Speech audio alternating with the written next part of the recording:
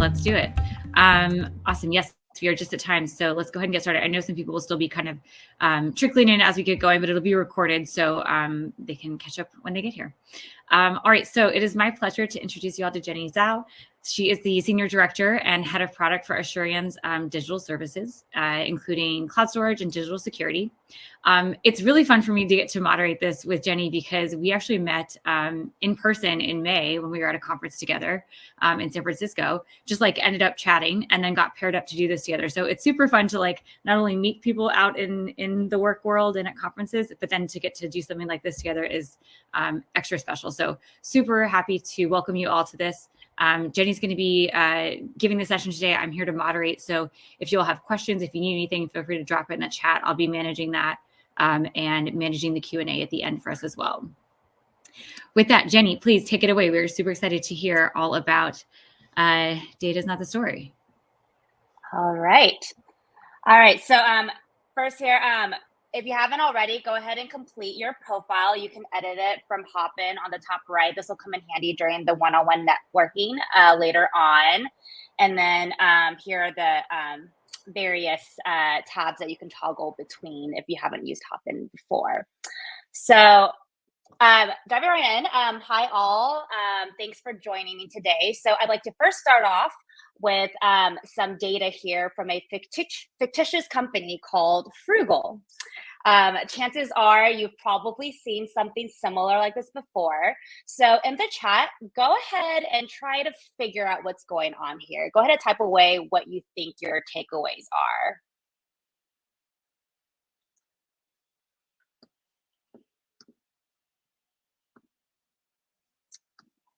Have any? Anyone have any takeaways?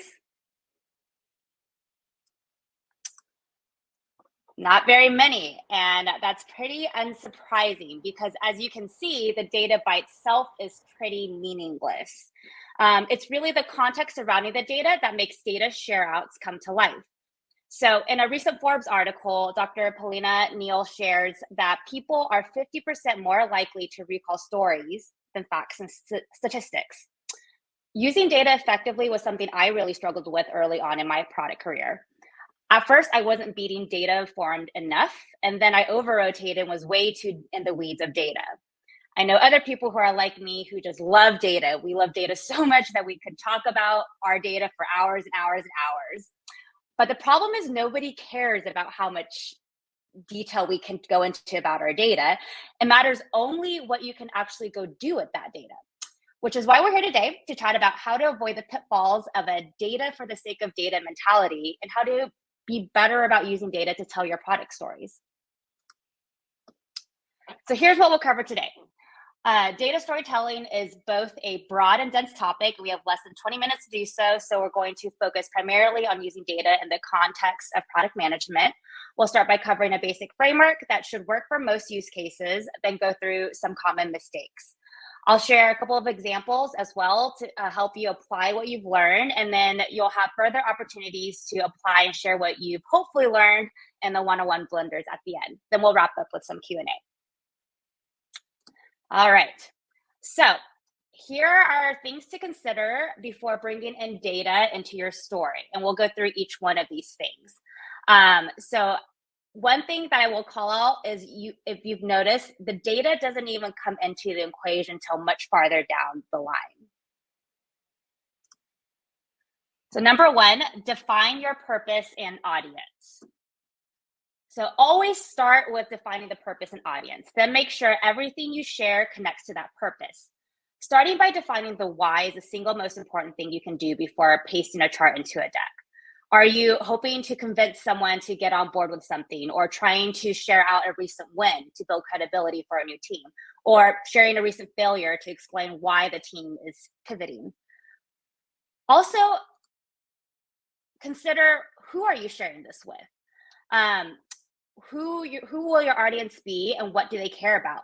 Consider things like, do they already have context, or do you need to catch them up? What would someone in their job function care about? For example, an engineer may want something that's a little bit more tactical with more details and specifics, while a senior executive may want something that's a little bit more of a high-level summary. How will this information be delivered? So this is also important too. Are you trying to give this update in writing or live? If you do it live, is it going to be virtual or in person or hybrid? Now you have to consider things like even font size. For example, something might show up really easily on an individual's computer screen, but might be super hard to read on a projected conference room screen. If you're sharing live, do you have 5 minutes, 20 minutes? The amount of time you have also changes what you can dive into and what you prioritize in sharing. Starting here and working backwards will be the best thing you can do for yourself and everyone involved. So make sure this is, before telling any data story, you have this in the back of your head of why are you sharing this, who are you sharing this with, and how you will deliver this information. So second is prepare the runway. One of the most helpful lessons I learned early on was from a leader who saw me struggling to engage my audience. I would always get interrupted by people, often with questions I was planning on covering later on. Oftentimes, I wouldn't even get to share my beautiful works of slide art. He recommended that I start first with a quick summary of what I was planning on covering before diving in. This was a game changer for me. This is like sharing directions with someone on where to go before they start driving. Simply telling people what to pay attention to helps engage your audience. It gets them to focus on the right things. It's like when a teacher tells you something will be on the test, the next test, chances are you're more likely to pay attention because someone told you what's already important. So similar to how we started this talk, I gave you kind of an overview of what you can kind of expect. Now you kind of have an idea of how this conversation is going to progress. Also, if there's info your audience needs to know in order to understand what you're about to share, make sure you set them up for success. So for example, make sure you're defining any pertinent acronyms or data definitions. Give them some context, like how did we get here? What happened before this share out? Oftentimes in product, giving context might show up in the form of sharing the problem statement and outcome you're trying to drive, and helping your audience kind of understand why this is important. Bring the bottom line up front. So this I stole from a colleague of mine. He calls it BLUF, B-L-U-F, bottom line up front. So this is ultimately, what's the point of what you are sharing? Make it easy for people to get a takeaway. Don't make them have to work for it. After all, you're the expert, so you should be telling them what they should be thinking. Unless you're doing a TED Talk with a glorious twist ending, give away the answer early. Another analogy, because I love analogies, and also mostly because it's happened to me plenty of times in the last couple of years, is pretend your Wi-Fi is about to cut out in 2 minutes. What would you have shared so that whoever your audience wants to either learn more or has gotten the point that you're trying to make? Or if you're doing a written update, what will someone get what takeaway will someone get without having to read the whole thing? This is why you should generally structure your content so the most important stuff is up front. And as I said before, I have a graveyard of so many beautiful slides that never get the attention that they deserve because stakeholders completely miss the point. And that's because I have no one to blame but myself. But by simply thinking about, when I share my data, what is the one takeaway I want someone to have, that can completely reposition what you share and how you share it, as long as you can answer that question and make it super clear. Okay, finally, we are actually at the data portion of this. So this is where it's especially important to remember the purpose of your share out. Make sure you actually spell out the conclusion, not just share the data. Remember, the data is not the outcome. The data only matters if there's a point you're trying to make. Connecting the dots between the data you're sharing and the point you're making will help keep the audience engaged when going through not so fun data details. And avoid going through data point by data point, and instead focus on things like trends, anomalies, and patterns. Some questions when you're looking at data that you should always be able to answer is, what do these results tell us? Do they tell us something good or bad? And if it's something good, good compared to what? If it's something bad, bad compared to what? What did you learn?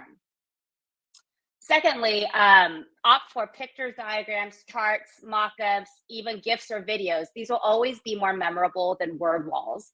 If there is a way to show someone something versus tell, opt for that option. I won't dive into all of the specifics, various types of data visualization options here, because that would be a whole session in itself, but I did link in the resources at the end some good places to go that does a good job describing options there. And then lastly, this is the call to action portion, recommend next steps.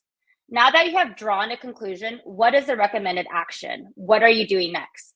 Make sure you explicitly spell out the next steps, whether it's something you and your team are going to do, or whether it's a recommendation for someone else to go take. You've already done all of this work, so wrap it up nicely with, now that we know this, here's what we will do. It could be that something failed, so you need to make a tweak or pivot. Maybe it was a grand success, and now you want to scale it out very aggressively. Or maybe it was inconclusive, so you actually have to go and get more volume of data before you can draw a conclusion.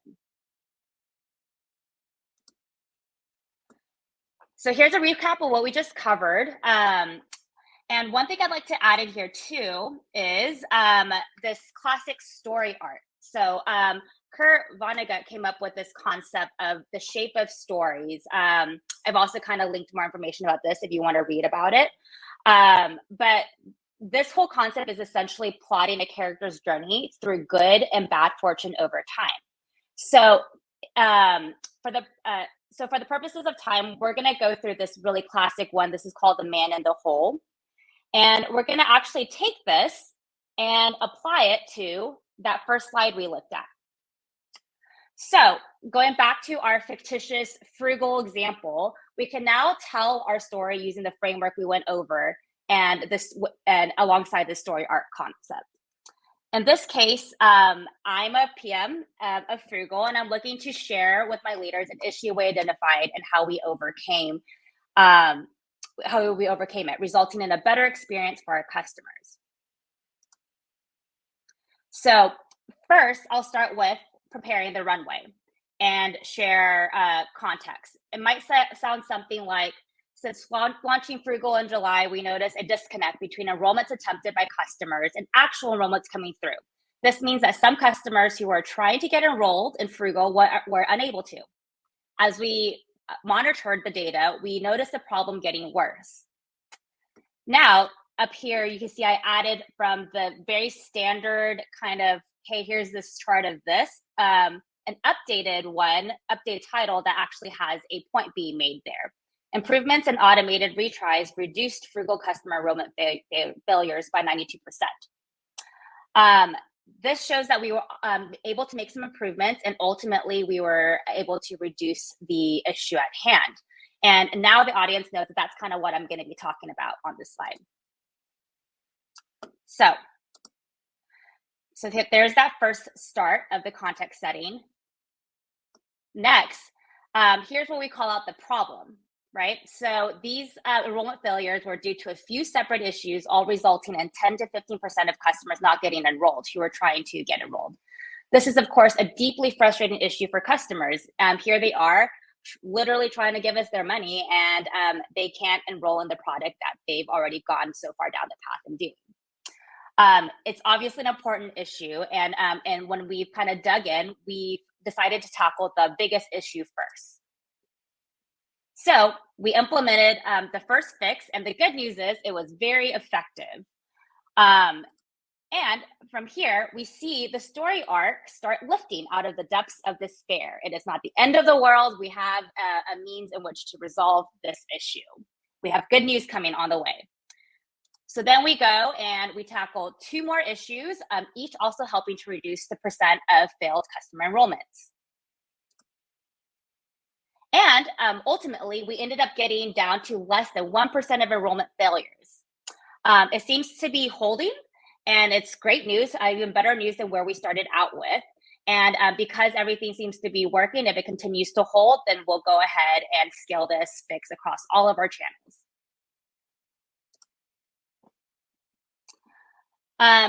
So that was just an example of how you can kind of apply the story arc, and especially with product, let me go back for a second. With product, it's very, what's really great about product is we often start with a problem. And so you're kind of already starting from, hey, there's an issue. How do you lift yourself out of that into either success or bring your audience into that journey of how you're going to make progress and hopefully end up with a happy ending that you can wrap up at the end. So some of these common mistakes, we did cover the first three through the process of one of the most common ones is like the initial example we shared where there's no point, it's just data.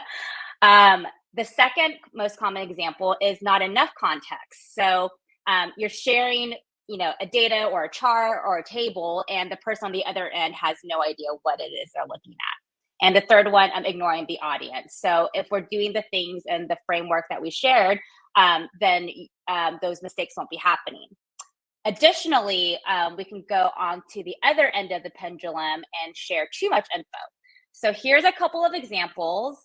Your eyes are probably glazed over because these are very hard to look at. So in the example on the left, you're probably not able to make out what it says. If you can, let me know. You probably have supervision, but I definitely don't expect you to. So you've all done this at this point. You've done this great work collecting all this rich data.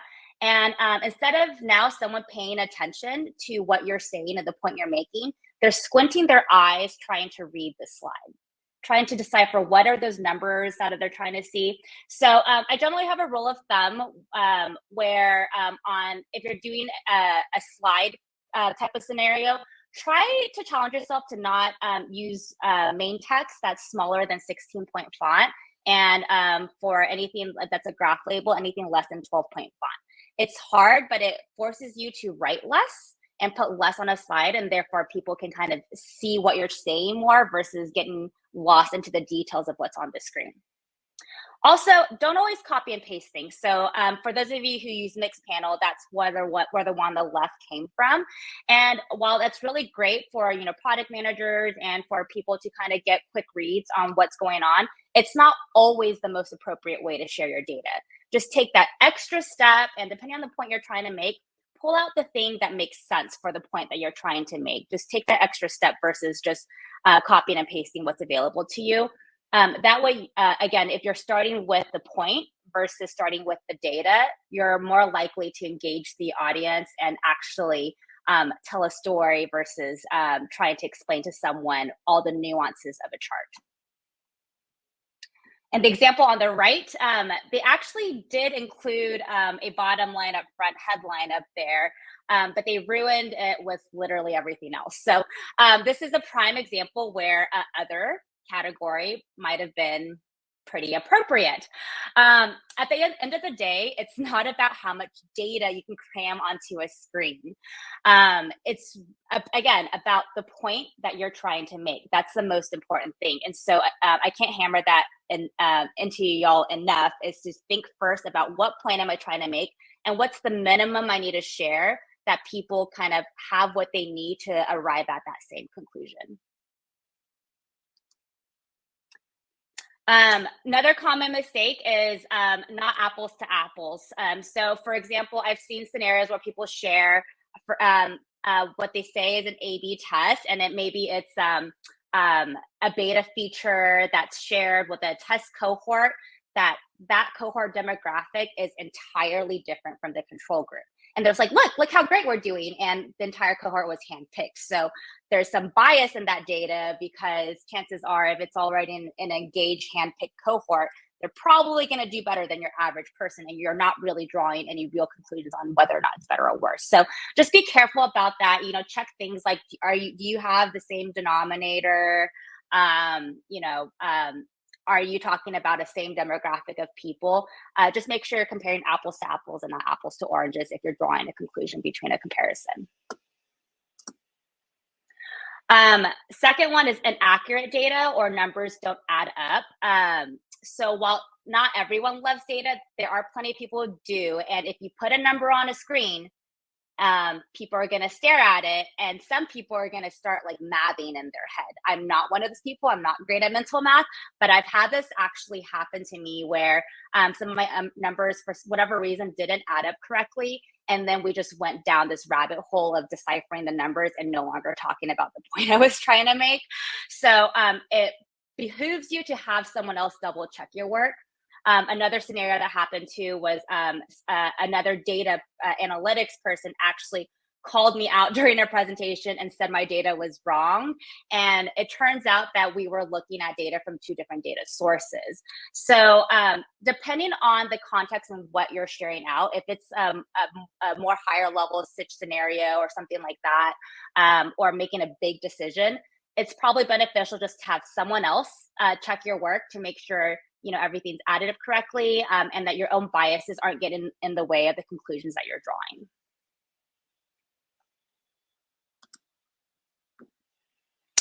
Lastly, don't talk or write more than you need to. If you've heard of TLDR, too long, didn't read, it's real in both written form and spoken form. So people have a finite attention span. Y'all know this, especially in our day and age. So essentially just focus on what the point is you're trying to make and try to share the bare minimum necessary to make those points. All right. Blender time.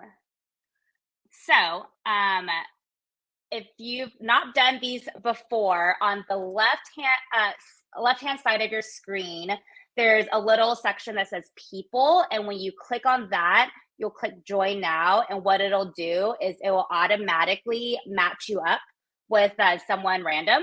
And I think we're doing 3 rounds of these, roughly 6 minutes each, but you'll get paired up with someone random.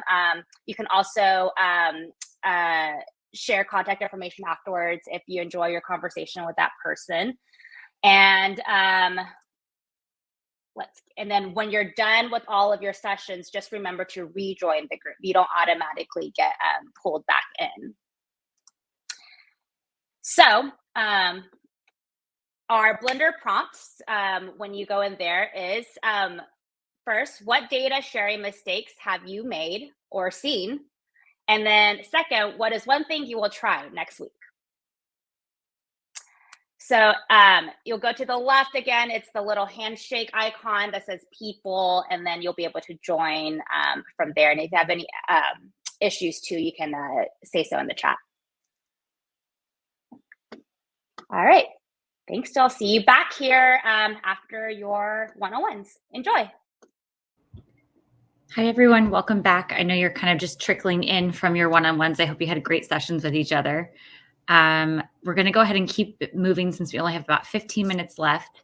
So I will kick it over to Jenny to take us to the next section.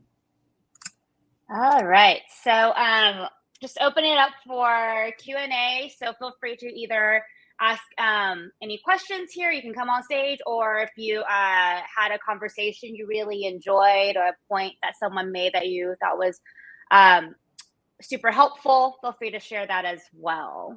So it's pretty open range at this point.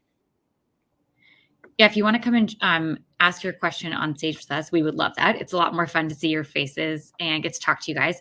If you want to do that, you'll see a button that says ask to share audio and video. So you'll need to click that to basically ask to come up on stage with us. You'll enable your video and your microphone, and then I can add you once you've done that. So I saw a couple of you doing that earlier in the session. I don't know if you had some very burning questions, but now is the time. So come back on up and let's get those questions answered. You can also feel free to put your questions in the chat if you don't want to come up on camera, which is also totally fine, and I will ask them on your behalf. All right, we have our first attendee. Here we go. Hi. Oh no. Remix. I've never wanted to hear my voice like this.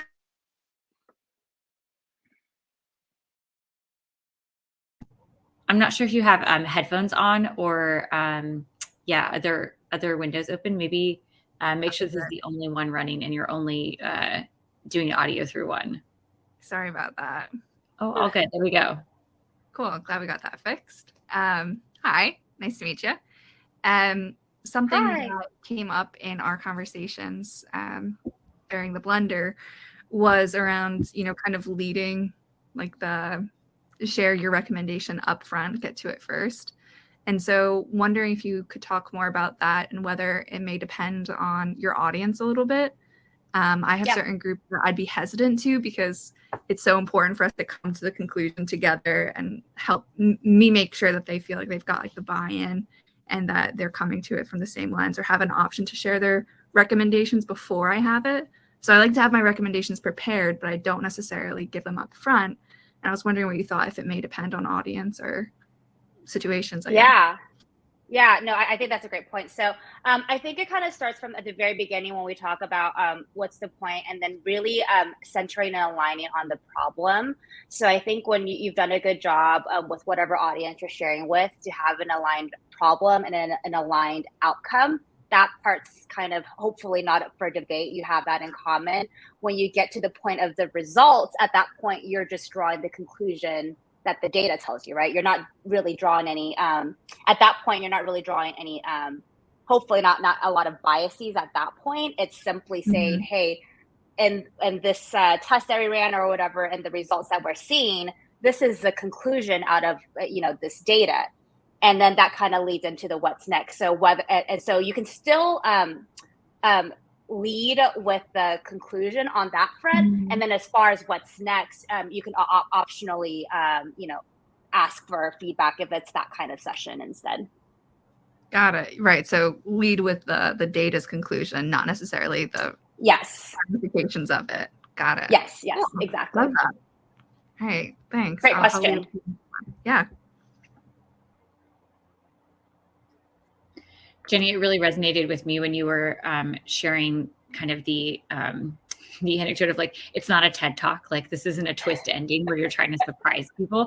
I feel like the lit major, the writer, the storyteller in me like wants it to feel like this really dramatic conclusion. And like one of the best lessons I feel like I've learned through product management is that like nobody should be surprised during your meetings or presentations. Like everyone should know about these things ahead of time and like, again, feel like they're kind of being shown this path, but like it shouldn't actually be a surprise. And if it is, then like you're actually doing something wrong. And that was a lesson to learn, but it really resonated with me. I'm definitely going to use the TED Talk thing. Like it's not a TED Talk. We don't need to twist it.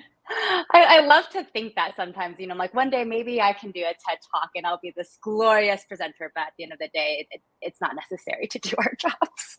Yeah. I think there's also a desire sometimes of like making that big reveal because you put so much work into this. You're really proud of it. You really want to like show it when it's like all done, like here it all is.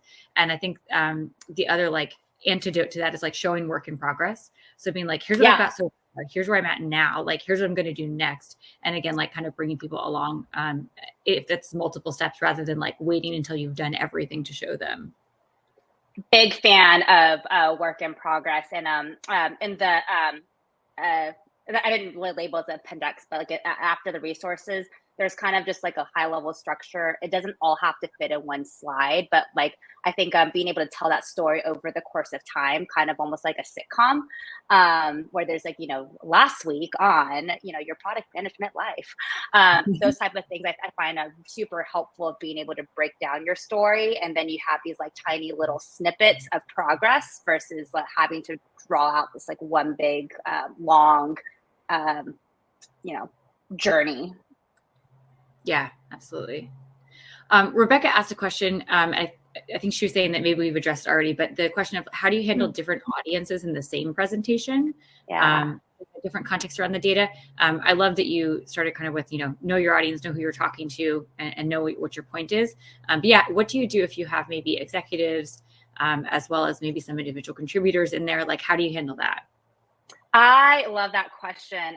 So there was one product I was on for a year and a half that I was on a weekly Thursday meeting with SVPs and VPs in literally like one of every department. So they all cared about drastically different things. So I feel this question to my core, and the short answer is it's not always easy. But I think starting with kind of what things, what people care about, and I think that's kind of how I've arrived at this structure, was having to do that so many times that I found this structure was actually quite repeatable. It wasn't always perfect, But I think circling on the aligned common goals, that there's usually something there. And when you think about what does each stakeholder care about, like, for example, the finance guys, like either about making money or saving money. The operations person cares about their frontline employees and wants to make sure that like nothing gets too disruptive in their lives. The salesperson wants to sell. They want it to be easy to, go sell to customers. Of course, products and UX are thinking customers first. We have to think about the experience. So you have all these people who care about different things, but all of this is usually rooted in a common reason, which is why you're on this meeting together. And I think in getting to that and using that as kind of your North Star to what you share is super helpful when you're sharing results that are directly linked to that, essentially ultimate outcome that everyone's trying to drive to. It does make it a little bit easier. And generally speaking, I tend to start with less data. And I like to leverage appendices. So you can put so for someone who really likes data, you can always open it up for Q&A. And if they, have more questions, you can always like pull that up in your appendix and bring it up if relevant, but you're not kind of like forcing a lot of details onto everybody else if no one's interested. I love that. And I said this in the chat too, when you said it, but the recommendation about like font size, text size, slide, and not screenshotting data is like such a great guardrail that you can put in place to just make sure that you're really thinking about what's going to be on that page and what you're going to present. I love that recommendation so much. That one really I had to force on myself because I want to put so many things on these slides. Yeah, definitely. Okay, so Jennifer asked, how do you handle two types of people, one that only wants the high level and one that wants all of the data? Kind of an extension of that previous question.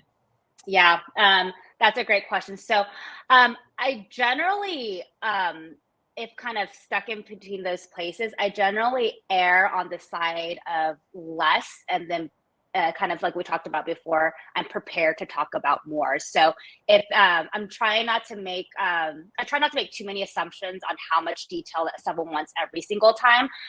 If it's someone that I know in particular who's like a pretty big stakeholder, I might even reach out to them before a meeting or share it with multiple stakeholders and kind of get some feel for, what are they most interested in.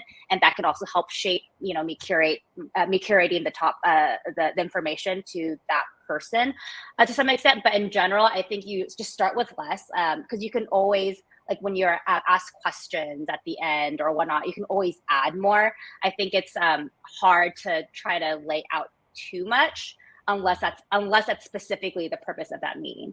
Also, if somebody really wants to go deep, it doesn't hurt just to go, hey, you know what, we're running, we have 5 minutes left. I have this left on my agenda that I shared up front because I outlined what I was going to cover.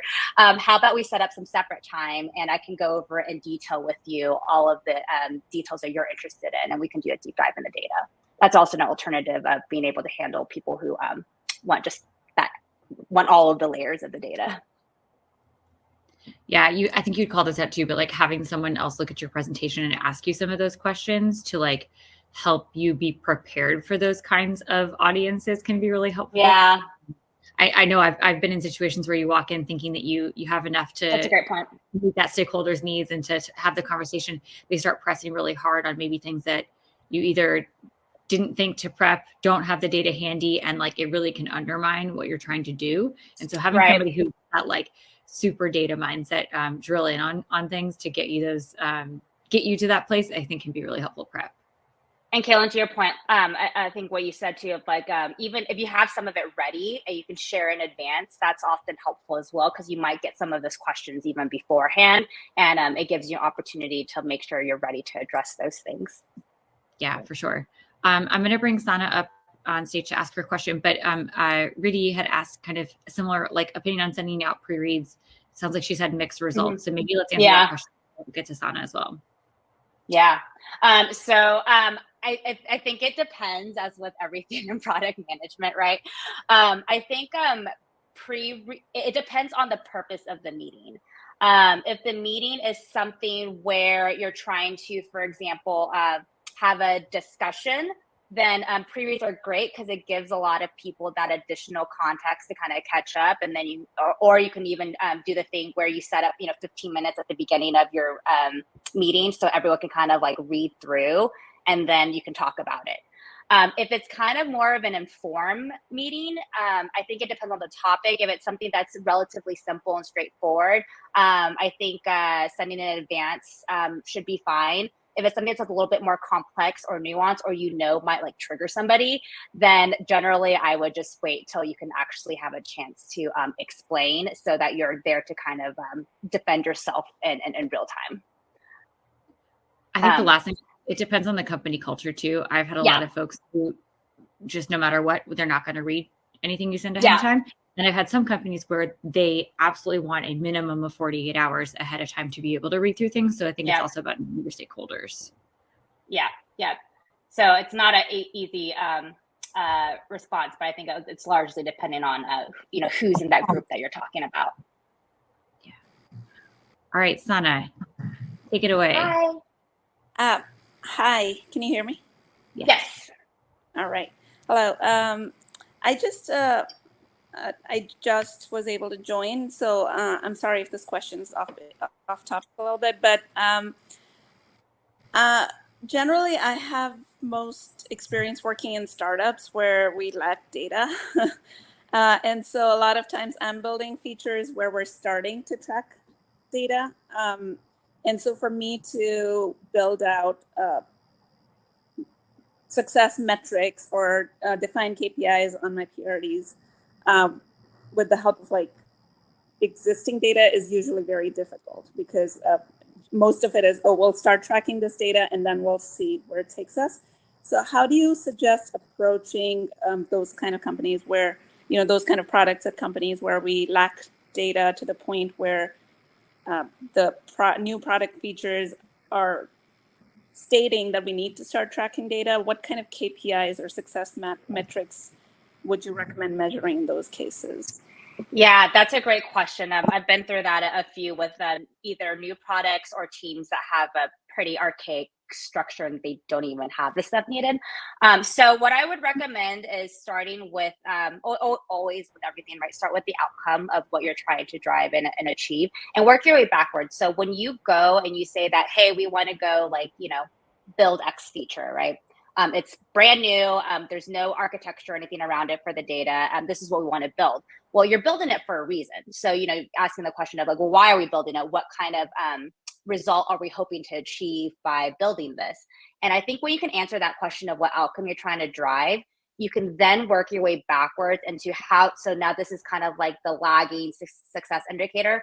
What are leading indicators that I want to measure that helps indicate that we're moving in this direction of what we want?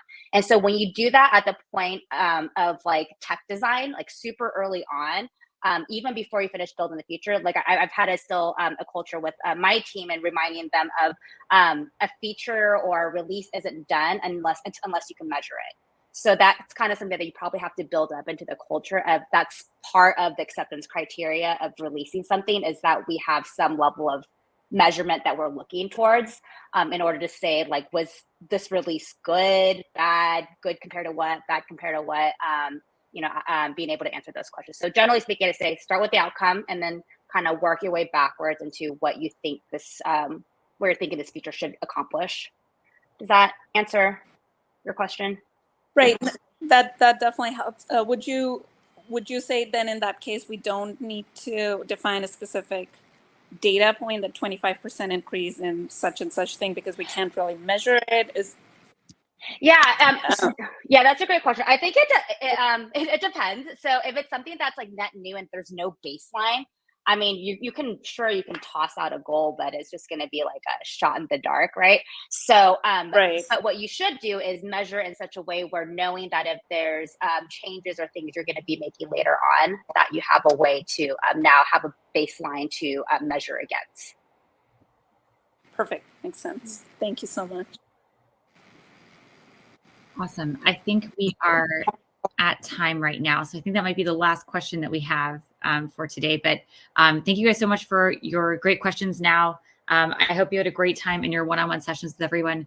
If you didn't already, I think there was an option in your chat to connect with folks and to make sure you get their contact info. But obviously feel free to take a look in the people tab if you want to grab someone's name and connect with them on LinkedIn to continue your conversation. Last thing before you go, there is a feedback tab. If you wouldn't mind just taking a couple of minutes to give some feedback about these Blender sessions so that Women in Product can continue to make them really awesome and valuable events for you and for all of us. We'd really appreciate it. So take a few minutes to do that for us, please. Thank you all so much for joining. Have a great week. Thank you, Jenny, for this awesome presentation. Thank you for moderating. You're the best moderator. Anytime.